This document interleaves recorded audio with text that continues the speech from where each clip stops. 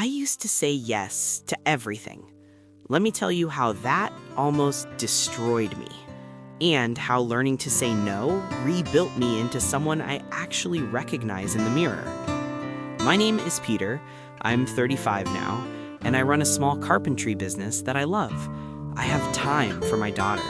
I have energy for my friends.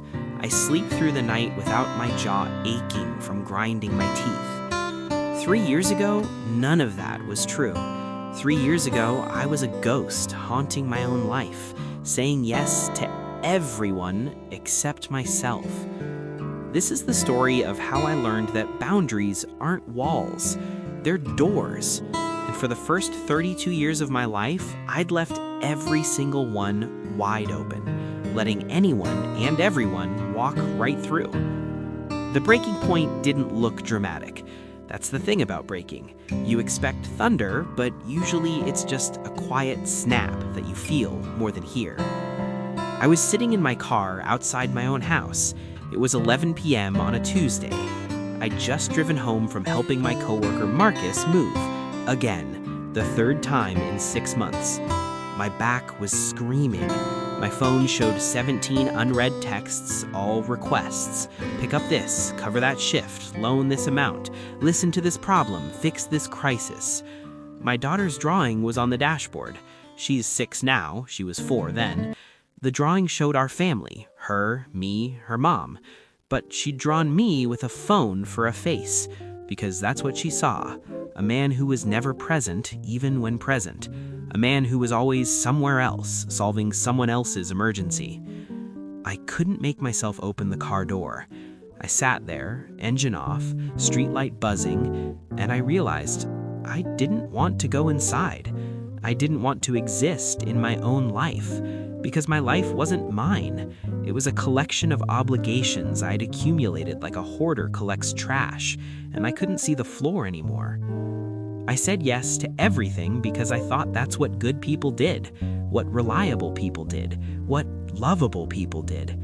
I said yes because I was terrified that if I said no, everyone would discover what I secretly believed, that I was worthless, that my only value was in what I could provide, that without constant proof of my usefulness, I would be abandoned.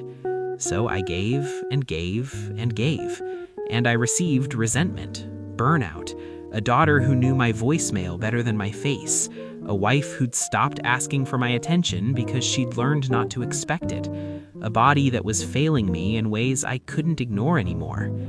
I sat in that car and I wept. Not elegantly, not cathartically, just broke, open, finally. And then my phone buzzed. Marcus. Hey man, forgot a box. Can you come back? I stared at that message, felt the old programming kick in. He's counting on you. Don't be selfish. What kind of friend says no? But something else was there too. Small, scared, but present. A question. What kind of friend says yes to everything and delivers nothing that matters? I didn't answer Marcus that night. I turned off my phone. I walked inside. I held my daughter, who woke up confused, but let me hold her anyway. I told my wife, finally, that I was drowning, that I needed help, that I didn't know how to stop saying yes, but I knew I had to learn. She didn't say, I told you so. She said, I've been waiting for you to ask. That was the first boundary. Clumsy, terrifying, necessary. Learning to say no was the hardest thing I've ever done. Harder than apprenticeship, harder than fatherhood, harder than admitting I was failing at both because I was trying to be everything to everyone. I found a therapist. I know, therapy stories are supposed to be about breakthroughs and crying on couches, but my breakthrough wasn't dramatic. It was a single sentence my therapist said week 3 when I was listing all the people I'd disappoint if I started saying no. Peter, she said, you're not responsible for other people's emotions. You're responsible for your actions. Those are different things. I didn't understand at first. I thought being responsible meant managing how everyone felt, keeping them happy, keeping them liking me. But she showed me I'd confused responsibility with control. I couldn't control whether someone was disappointed.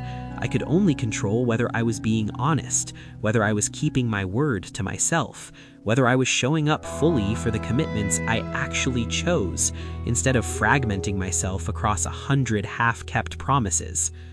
We practiced, literally practiced. She'd pretend to ask me for something unreasonable, and I'd have to say no, out loud, to another human face. The first time I apologized for 15 minutes. The second time I made excuses for Ken. The third time I just said, I can't do that.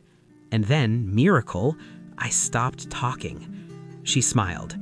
How do you feel? I said, guilty, and in a way, lighter, like I can breathe. She said, that's the boundary. The guilt is old programming. The breath is your truth. I started small, painfully small. I said no to a volunteer opportunity that I didn't have time for. The organizer was disappointed. I lived. I said no to covering a shift when I had promised my daughter a zoo trip. My coworker was frustrated. The zoo was magical. I said no to a family member who wanted to borrow money I didn't have because saying yes would have meant not paying my own mortgage. He was angry. He got over it. Or he didn't. I couldn't control that. Each no felt like a tiny revolution. Each no cost me something. Guilt, anxiety, the familiar comfort of being everyone's solution. But each no also gave me something. Time, energy, the ability to say yes to things that actually mattered. The yeses became different too. When I said yes now, I meant it. I was present. I was capable. I wasn't resentful, running on fumes, calculating how much this yes would cost me in sleep and sanity. I said yes to teaching my daughter to build a birdhouse.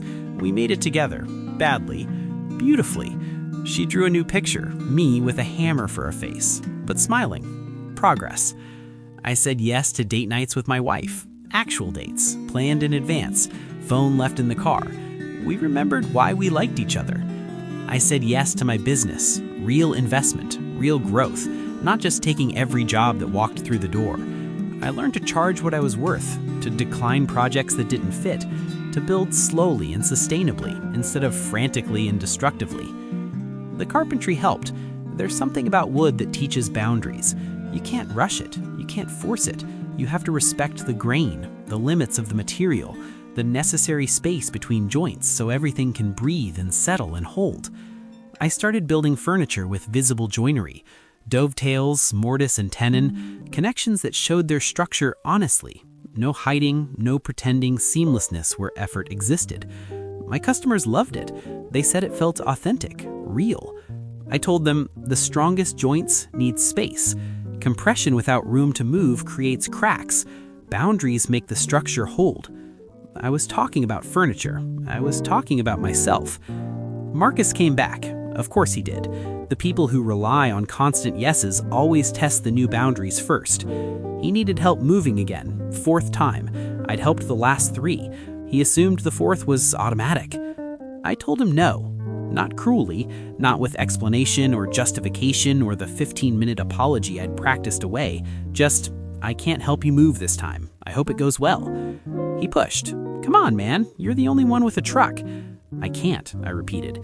You might want to hire movers or ask someone else. He was angry, tried guilt, tried the history of our friendship, which was really the history of my availability. I held the line, not because I didn't care, because I did care about myself, about my family, about the commitments I'd already made that day to people who weren't him. He stopped calling for a while. The friendship cooled. I grieved that, but I also recognized that friendship had been built on my collapse, on my inability to say no. It couldn't survive my health. That was painful information, but necessary. We're cordial now, surface level. He found other people with trucks, other people who haven't learned what I learned. I hope he learns it too. I hope everyone does. Because here's what I know now, what I wish I could tattoo on the forehead of my younger self. Boundaries aren't selfish, they're sustainable. Saying no to what drains you is saying yes to what fills you. You cannot pour from an empty cup, and you cannot love people properly when you're running on resentment and exhaustion. The people who matter, really matter, will respect your boundaries. They might be surprised at first, they might need adjustment time, but they will adapt because they value you, not just your utility.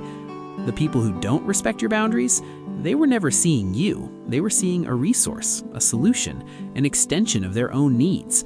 That's not relationship, that's extraction. Learning this cost me some connections. It cost me the identity I'd built around being the reliable one, the helpful one, the guy who never says no. It gave me myself. I'm in my shop now, recording this. It's Saturday morning. My daughter is in the corner sanding a block of wood for her own tiny project. My wife is bringing us coffee. My phone is in the other room on Do Not Disturb because weekends are for family. That's a boundary, non-negotiable, protective of what matters most. I have a full schedule Monday.